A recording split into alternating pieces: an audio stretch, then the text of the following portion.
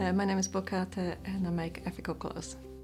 Inspirations comes from anything and everything. Music always inspires me a lot, but the style is just sometimes a bit funky, I suppose.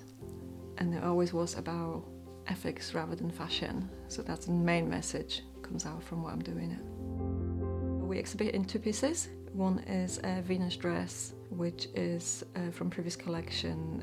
So the dress got basically 140 triangles stitched together. The jacket I made after I went to India to do the fashion show in Bangalore.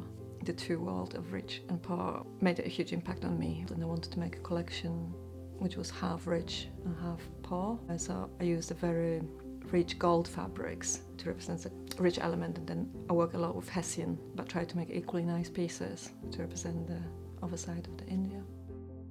I'm Sadie Clayton and I'm an artist. I fuse fashion art and technology and specialise in copper metal. I've always loved the idea of fusing fashion and art. Everything I make sculpture-wise is made from copper metal sheets, a metre by a metre. I actually use the same process as I would if I was a fashion designer. What I love doing as an artist is bringing in other elements that I can't do. I can't knit, I can't make shoes, I can't make hats. And I love finding those kind of missing components from other creatives and bringing it together. To showcase some of my archive pieces feels quite close to my heart, the fact that I can bring back what I've created in a different area of my life, which is in London, and bring it back to showcase it to the Yorkshire folk. I'm Faye Hindle from Faye Hindle Studio, and I specialise in women's wear, design and accessories. My main inspiration throughout my work is Japanese fashion and the culture. I like to do a lot with my hands, so there's a lot of handwork and chainmail. But the collection that I'll be showing, I was looking at the Miao tribe in China and mixing that with Middle Eastern women and the way that they cover up. I think the garments that we've chosen to showcase at Lotherton Hall, they're really the showstoppers, the pieces that people would like to see, because there's a lot of detail in them. It's more of a sculptural piece that you would wear. It's exciting for me that my work's going to reach a new audience and be recognised in Yorkshire.